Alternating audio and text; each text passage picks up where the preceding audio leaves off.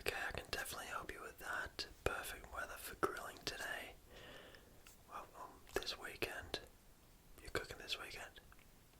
Nice, nice. What are you cooking? Oh, brisket, yum. Love a good brisket. Brisket's one of those ones. It's hard to learn, but once you learn it, it's very, very rewarding. Have you cooked a brisket before? Nice, nice. Oh, okay. Yeah, you gotta be careful in the oven. It can sort of dry it out. I think if you're gonna do it in the oven, I'd suggest putting like a bowl of water underneath, and the water helps keep the oven kind of moist, it steams up, and it helps retain some of that moisture in the brisket. But for flavour, smoking it on the grill, or on the smoker, is far superior, definitely. Yeah, what kind of grill do you have?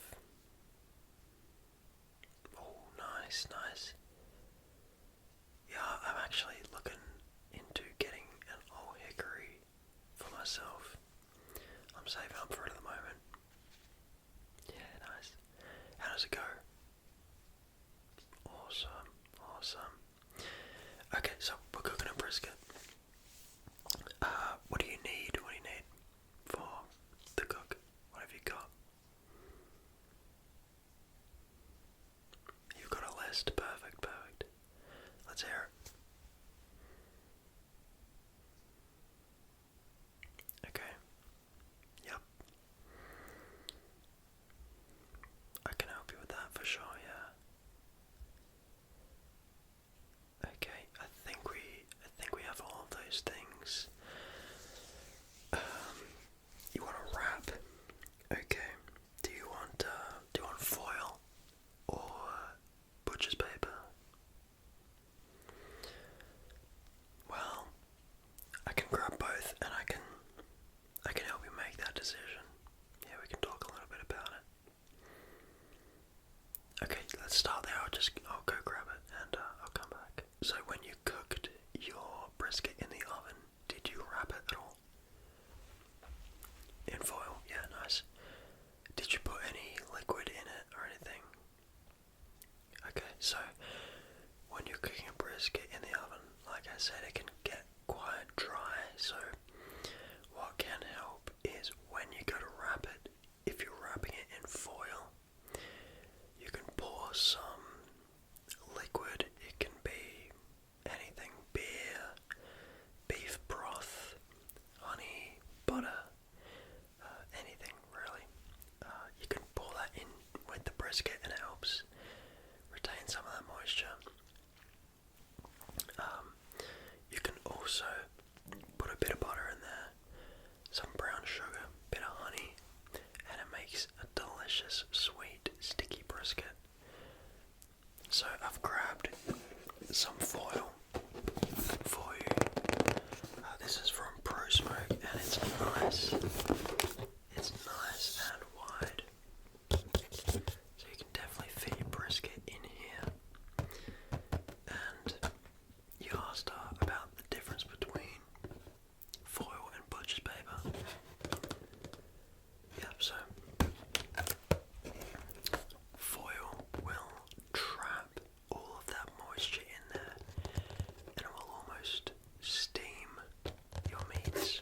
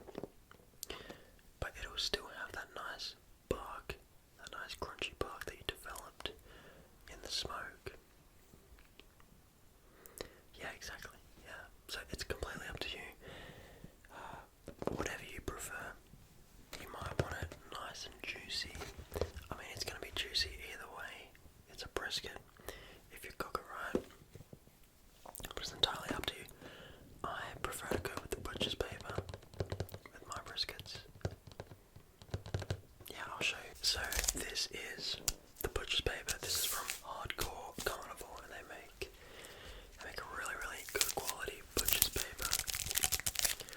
This is 150 feet, made in the USA, unwaxed, uncoated, and unbleached, so you're not getting any of that nasty stuff in your food from the paper. And yeah, it's just a really good quality butcher's paper, nice and wide, just like the foil. So you can, you can wrap pretty much anything in here. You can put your ribs in here, you can put your brisket in here, you can do a pork butt if you wanted to. What I like to do though is I will usually overlay it a little bit, so maybe about halfway. I'll do 2 layers like that, and I'll overlay them, and that just gives me a bit more paper to work with. But yeah, so this is a bit more breathable, as you can imagine. If you're going to wrap something up in foil, none of that air or steam is going to escape, because the foil traps it in there. But with paper, you can imagine that it's a bit more breathable. So yeah, it says on here you can wrap ribs, briskets, roasts, and even poultry to protect your meat during indirect low heat or during the resting stage. So you can also use it for fire starters if you want to. All that fat makes fantastic fire starter, just ignites it. So yeah, I'd recommend going with the butcher's paper, but it's entirely up to you. What do you think? Go for the butcher's paper. Nice. Yeah, good choice. Alright, I'll set that to the side. And what else did you need? Did you need some fire starters? And some charcoal? Okay, perfect. Yeah, I can grab that for you for sure. Okay, so I've grabbed you some fire lighters. So have you used these natural tumbleweed fire lighters before? Mate, you're never gonna go back. Let me show you. These, some people call them tumbleweeds. They're just natural fire lighters, and they're made of wood and wax. Smells delicious. I wouldn't want to eat it. Don't eat that. That would not end very well. But these work really well as fire lighters, and it doesn't give off any of that yucky lighter fluid smell, and that doesn't get on your food. So it's really nice, natural source of fire lighting. I definitely recommend getting some of those. And you said you needed charcoal as well, right? Okay, cool. So do you have a preference of what kind of charcoal you usually go with? Do you go with briquettes or like a hard lump? Hard lump? Yeah, good choice. For that smoking especially, it's gonna burn really well. I've grabbed this one for you. I'll hold it up so you can see.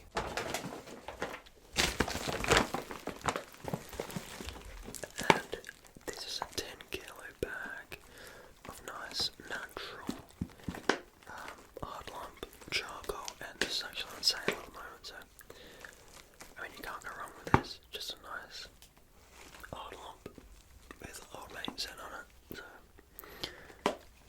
yeah, I'd recommend this one. You can get another one if you like, but this one's on sale, so I'd grab this one. Okay, so we've got something to wrap the brisket in. We've got our charcoal, we've got our fire lighters. What else did you need? Yes, of course. You need some smoke. Definitely. We're actually doing a sale on our smoking wood chunks at the moment. It's 2 for $50, so you can grab 2 bags if you like.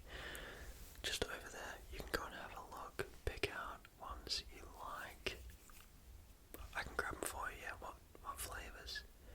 What flavors do you like? Oh, for a brisket, I would say, you can do anything really. You can do hickory, you can do pecan,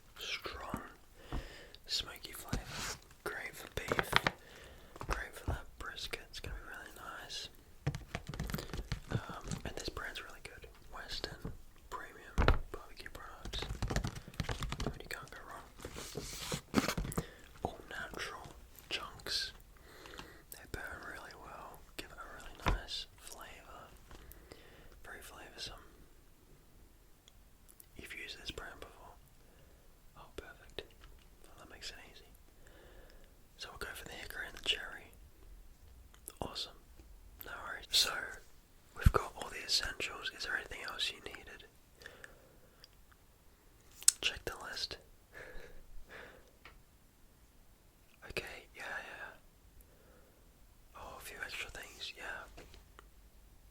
We've definitely got that for you. I'll grab you a thermometer. So this is my favourite thermometer that I like to recommend for people. This is the BBQ Buddy, and it's really compact. It's really small, as you can see. But I mean, it works a treat. It just flips out like this, and it turns on, and you can stick it in your meat. And I'll just tell you, the temperature takes a couple seconds. It's not an instant read one, but you're going to be paying a lot more for an instant read. It only takes a few seconds. This is a nice budget option. If you're not looking to spend too much, you can hold the temperature. So if you need to remember it for later or whatever, you can change it from Celsius to Fahrenheit. And when you flip it back, it turns off. So really good for checking the temperature of your meat. And if you're cooking brisket or ribs, you can use it as a probe. You don't even have to check the temperature. You can just see how done it is by you stick it in the meat, and it just glides in there like a knife through warm butter. Almost no resistance at all. That's how you know it's done. So, a really great little tool this is. Yeah, awesome. Go for it. Alright, I grabbed you some barbecue gloves as well. This is the Samba brand, pretty popular. And it's just a 50 pack. And have you used these before? No? Okay, so pretty simple. They're just like regular latex gloves, but they're not latex, because latex will give your food a gross taste. This is a nitrile, so it's quite tough. They're textured for extra grip, so when you pick up that meat, it's not going to slip out of your hands. And it's gonna resist a bit of heat, but I would recommend getting some cotton gloves and putting them underneath, and then put these on top. And then it's really gonna be, if you're handling something really hot, like a brisket that's just coming out of the smoker, that's gonna be really good. The double glove technique. So yeah, 50 barbecuing gloves, real easy. Yeah, go for it. Okay, you said you wanted some tongs. Perfect, I've grabbed you a nice pair of tongs. These are real long, big boys. And I mean, tongs are pretty simple, but you can get some real nice tongs, and you can get some real cheap, budget, a bit dodgy tongs. But I've given you like a mid-range one. They have a nice handle, and this handle is actually pretty useful. It's sort of like a heat-resistant thing, so it doesn't get hot if you're hanging over the grill for an extended period of time. And I think it's just really handy, handily. Sorry. Yeah, so nice and long. You can grab your meat from a distance, and you can not burn your hands. What more could you want in a tong? That's it. I like this. It's a nice haul. Yeah, we're really going for it today. Okay, so we got the tongs, and you wanted some foil trays, right? Okay, I got you. Foil trays. Real simple. These are 6 nice foil trays. What I like about this, what are you planning on using these for? Okay, yeah, so you can use it as a drip tray. You can also fill it with water, like I said, with the oven.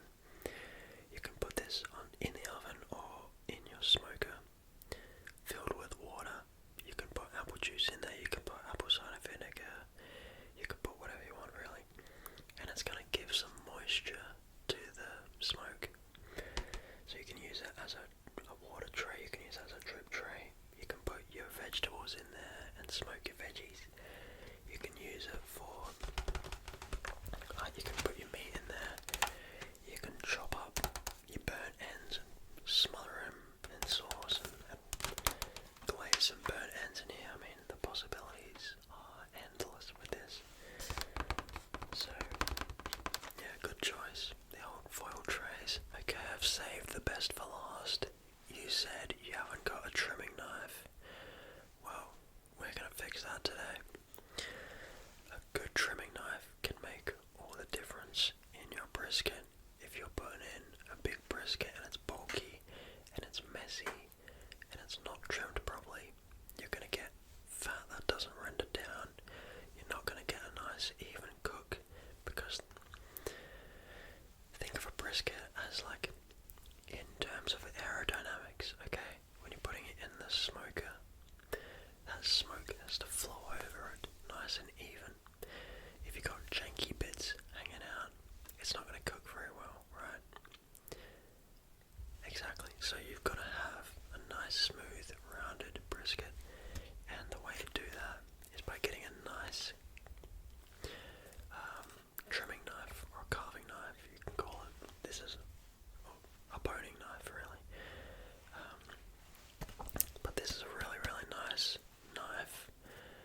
It's a Tramontina Churrasco, and it's the black collection. So they do this boning knife, they do a brisket knife, which I'll whip out in a second.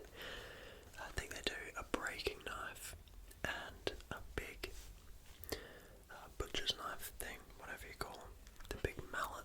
I can't remember what they're called. But it's not on here, is it? No. But yeah, made in Brazil, really, really good quality. As you can see, nice handle and nice black stainless steel blade.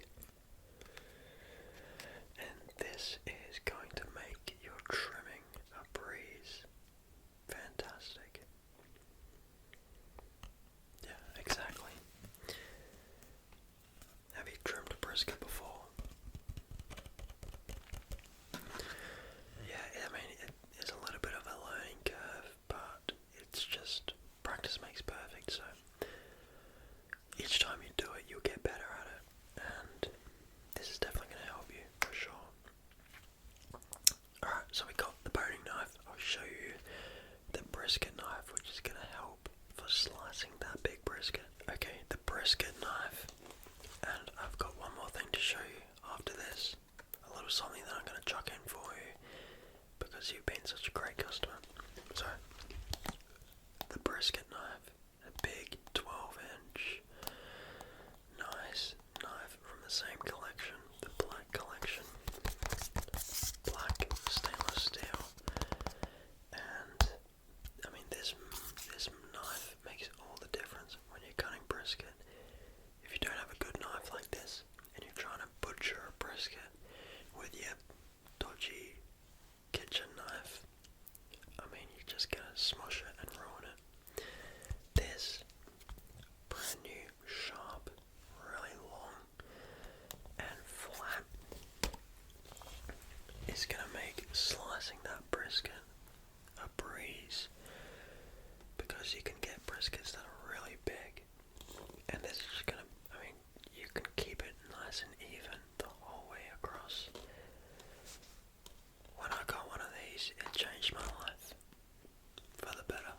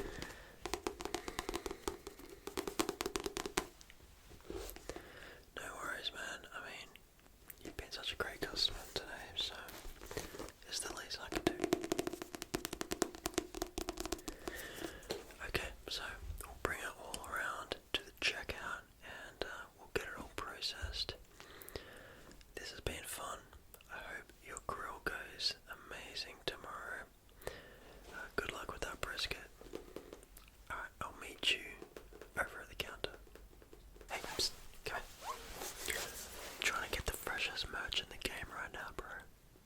I got you. This chickwear guy's got some pretty good merch. The good sounds. Good sleep beanie. I mean, look at this. Fits me like a glove. Doesn't make me look suspicious at all. You want to pick one up, mate? $5,000. No, I'm just kidding, mate. Listen, I'll do you a deal. You head to shop